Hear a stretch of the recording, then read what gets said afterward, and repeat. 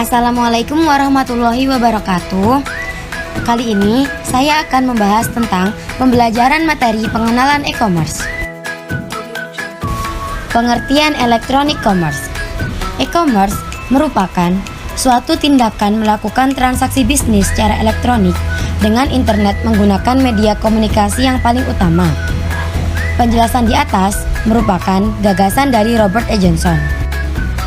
Ruang lingkup e-commerce. Electronic commerce merupakan perdagangan yang dilakukan secara elektronik meliputi 1. Perdagangan via internet 2. Perdagangan dengan fasilitas web internet 3.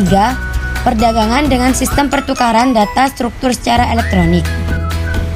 Kerangka dasar e-commerce. Aplikasi e-commerce disusun berdasarkan infrastruktur teknologi, yaitu kombinasi antara komputer, jaringan komunikasi, dan software komunikasi. Infrastruktur tersebut meliputi 1. Jasa bisnis umum atau proses pembelian dan penjualan 2. Distribusi pesan dan informasi atau pengiriman dan pengambilan informasi 3. Isi multimedia dan publikasi jaringan 4. Information superhighway. Jenis-jenis e-commerce.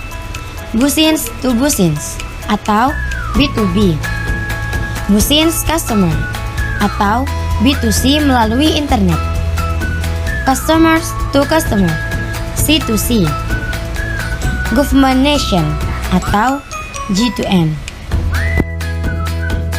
Selanjutnya, komponen e-commerce. A. Electronic Data Interchange atau EDI, sebagai pertukaran data antara komputer antar berbagai organisasi.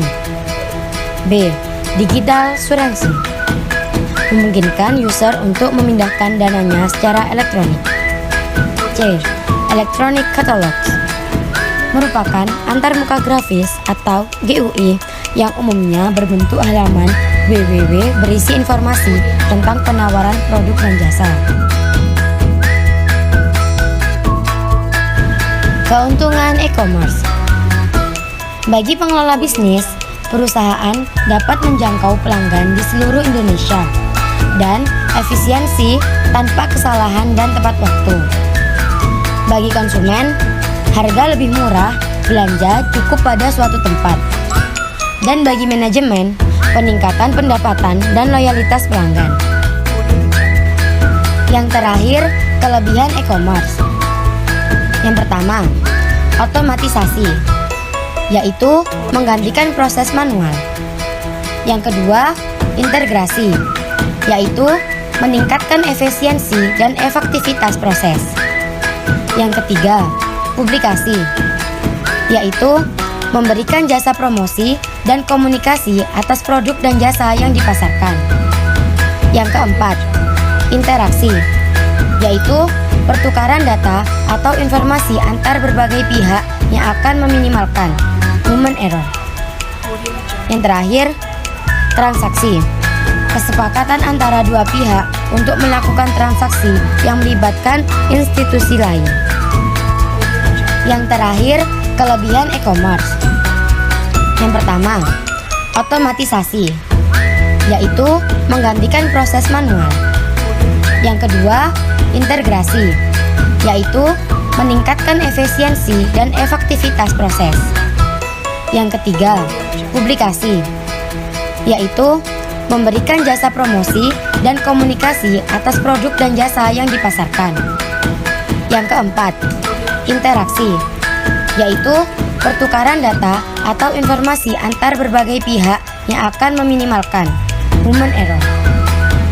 Yang terakhir, transaksi, kesepakatan antara dua pihak untuk melakukan transaksi yang melibatkan institusi lain.